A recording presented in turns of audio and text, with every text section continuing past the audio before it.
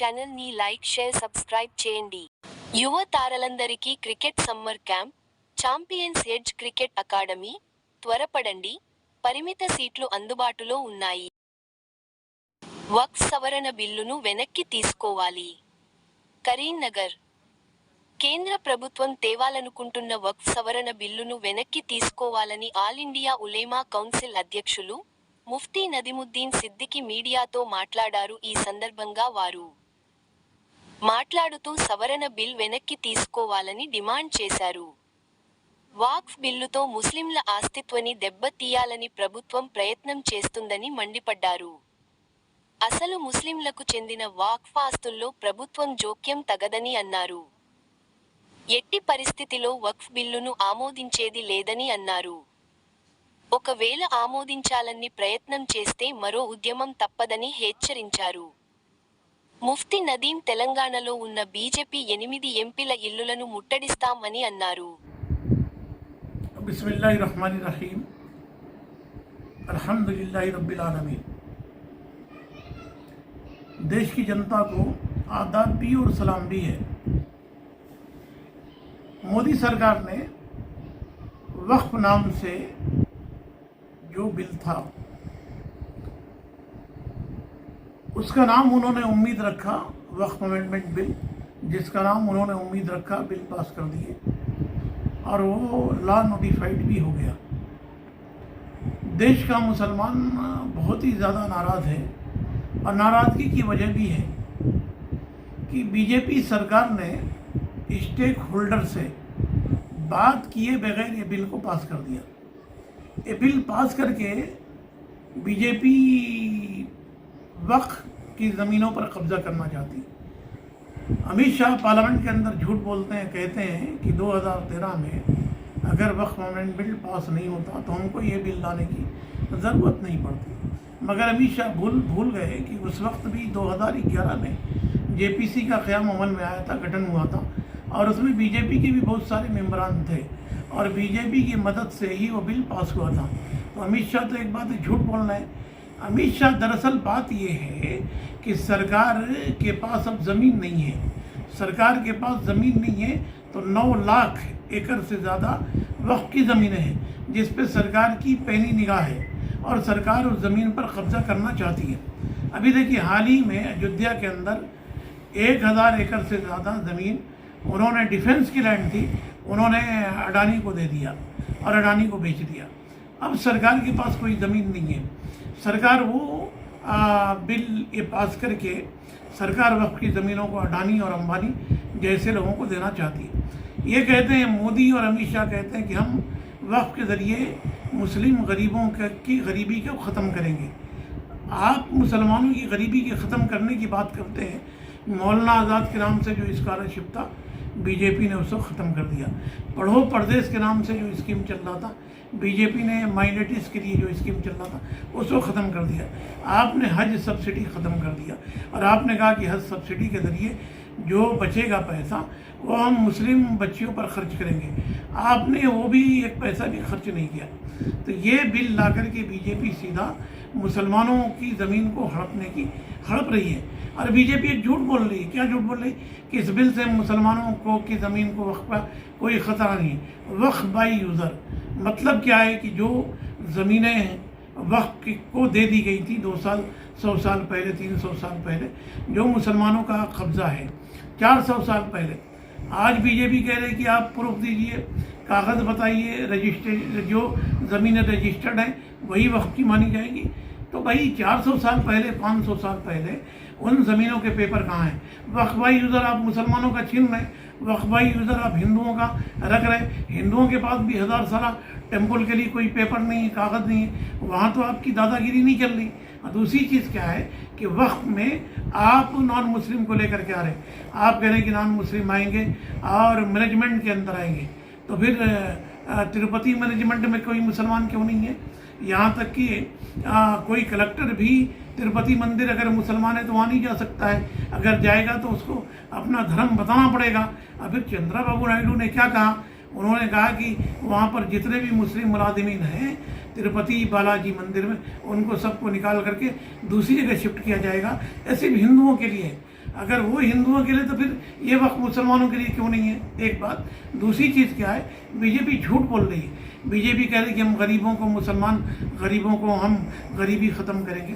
अरे भाई, जो छत पर बीजेपी नमाज नहीं पढ़ने दे रही है मुसलमानों को, घर में नमाज नहीं पढ़ने दे रही, वो कहाँ से वक्त की ज़मीन गरीब मुसलमानों के लिए खर्च करेगी? वक्फ अमेंडमेंट बिल पर चंद्रबाबू नायडू, नीतीश कुमार, जयंत चौधरी, जीतन राम मांझी ने साथ दिया है और इन लोगों ने साथ देकर के मुसलमानों के भरोसे पर बहुत बड़ा जो है हमला किया है। यही चंद्रबाबू नायडू है 2019 के में 6 अप्रैल के दिन प्रधानमंत्री को बहुत ही गलत जुमला इस्तेमाल किया है, जिसको मैं बोलना नहीं चाहता हूँ। वो जुमला इस्तेमाल किया और कहा कि मोदी देश को बर्बाद कर रहे हैं, मोदी देश को तबाह कर रहे हैं। आज मोदी के साथ मिलकर के वक्त पर इन्होंने बहुत ही बड़ा मुसलमानों के साथ धोखा किया है। मुसलमान इनको सबक सिखाने वाले हैं। चंद्रबाबू नायडू का पॉलिटिकल कैरियर मोदी ने ख़त्म कर दिया। इसलिए ख़त्म कर दिया कि एक तो क्या है, कम्मा का वोट बैंक था, कापू का वोट बैंक जो है बीजेपी की तरफ शिफ्ट हो जाएगा और बीजेपी की तरफ चला जाएगा और मुसलमान जगन की तरफ चले जाएंगे, रेड्डी जगन की तरफ चले जाएंगे। इसलिए चंद्रबाबू नायडू का तो पॉलिटिकल कैरियर ख़त्म हो चुका। यही नीतीश कुमार है जिनके डीएनए पर शक है, प्रधानमंत्री मोदी ने बोला था और इन्होंने भी नीतीश कुमार ने भी जम करके प्रधानमंत्री के साथ अब शब्द यानी गलत जुमले इस्तेमाल किया था।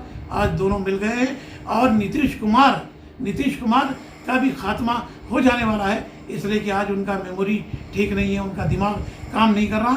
नीतीश कुमार की पार्टी पर लल्लन सिंह का कब्जा हो चुका है। अब नीतीश कुमार एक ही रास्ता बचता है कि लालू प्रसाद यादव के बेटे से समझौता करें, अपना पॉलिटिकल करियर बनाए। अगर नहीं है तो फिर नीतीश कुमार को ज़बरदस्त मुसलमान सबक सिखाने वाला है। जयंत चौधरी को और जीतन राम मांझी, ये 4 पार्टियों का पॉलिटिकल करियर सिर्फ मुस्लिम वोट बैंक से है और मुस्लिम वोट बैंक इनसे अलग जा चुका है और ये पॉलिटिकल पार्टियां तबाह हो जाएंगी। अभी भी वक्त है नीतीश कुमार को कि यानी बीजेपी से अपना समर्थन वापस लें। अगर चंद्रबाबू नायडू समर्थन वापस नहीं लेते हैं बीजेपी सरकार से तो नीतीश कुमार के घर के सामने और नायडू के घर के सामने मुसलमान धरना देंगे और मुसलमान इनका भी बाइकआउट करेंगे। और एक बात और भी है, मुसलमानों की भी सोचने की ज़रूरत है कि जिन मुसलमानों ने वक्फ लैंड पर कब्जा किया है, मुसलमान उनके खिलाफ भी आवाज़ उठाएं। अगर ये बदमाश, अगर ये बेईमान लोग वक्फ लैंड पे कब्जा नहीं किए होते तो फिर मोदी सरकार की निगाहें हमारी तरफ नहीं आती थी। हमने ही मोदी सरकार को रास्ता बताया है। तो जिन लोगों ने वक्फ लैंड पे कब्जा किया है, ईमानदारी से लैंड पर कब्जा बर्खास्त करें और मुसलमानों को दे दें। सरकार और नीतीश और नायडू की जिम्मेदारी है कि सरकार से समर्थन वापस लें, जब ही जाकर के मुसलमानों का दिल जीत सकते हैं। लिंचिंग करें, हमने बर्दाश्त किया। आपने इस्लाम और पैगंबर इस्लाम के खिलाफ गालियां दिए, हमने बर्दाश्त किया। मगर वक्फ बिल पर हम खामोश रहने वाले नहीं हैं, हम बर्दाश्त करने वाले नहीं। हमारे मसाजिदों का मामला है, हमारे दरगाहों का मामला है, हमारे खामखाहों का मामला है, हमारे मसाजिद का मामला है। हम पुरजोर एहतजाज करेंगे और मोदी सरकार सुन ले। हम इसी गली के खाक के यही खाक अपनी मिलाएंगे, हम इसी गली के खाक से यही खाक अपनी मिलाएंगे। न बुलाए तुम्हारे आए हैं, न भगाए तुम्हारे जाएंगे। ये हमारा वतन है और हमने अंग्रेज़ों के खिलाफ जद्दोजहद किया। अरे उस वक्त गोरों से नहीं डरे तो आज तुम जैसे चोरों से क्या डरेंगे। हमने कुर्बानियाँ दी हैं, हमारे पुरखों ने कुर्बानियाँ दी। हमारा खून देश के हर गली में बहा। अंग्रेज़ों से हमने लड़ाई लड़ी है, लड़ करके इस देश को आज़ाद कराया है। जब अंग्रेज़ों से नहीं लड़े तो तुमसे क्या डरेंगे। अंग्रेज़ों से लड़ करके हमने आज़ादी पाई है, तो आज तुम जैसे चोरों से भी लड़ेंगे और लड़ करके यकीनन तौर पे अपने वक्त की ज़मीन बचाएंगे। बस हम मोदी सरकार से ये कहना चाहते हैं कि तानाशाही ख़त्म करो और वक्फ बिल वापस लो।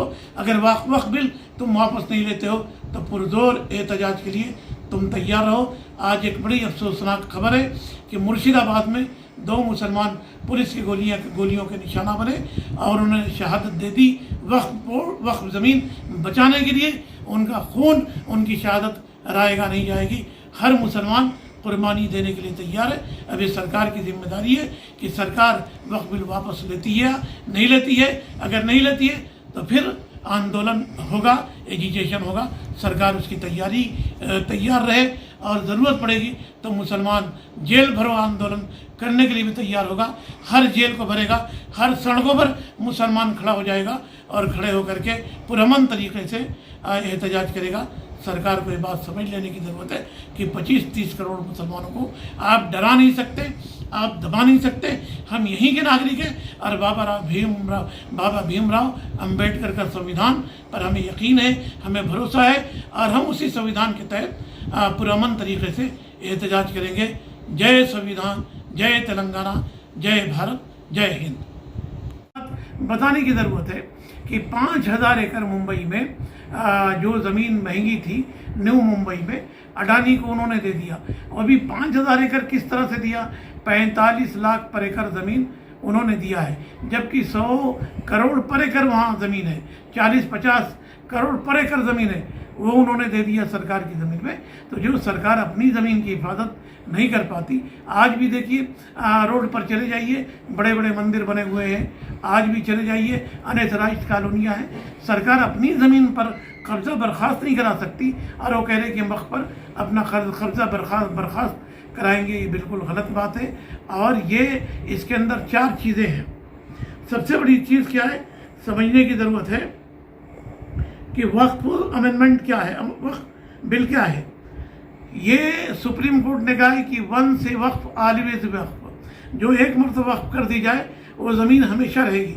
सुप्रीम कोर्ट ने एक रूलिंग दिया है, रतिलाल पानाचंद गांधी बनाम बॉम्बे स्टेट 1954, दूसरा सैयद अली बनाम आंध्र प्रदेश वक्फ बोर्ड 1998, तीसरा नागराज बनाम आंध्र प्रदेश सैयद अली। इन तमाम फैसलों में सुप्रीम कोर्ट ने कहा है कि जो ज़मीन वक्फ की है उसको कोई किसी को कब्ज़ा लेने का कोई अख्तियार नहीं है। अब मामला सुप्रीम कोर्ट में, मुसलमानों की जिम्मेदारी है कि पुरजोर एहतजाज करें।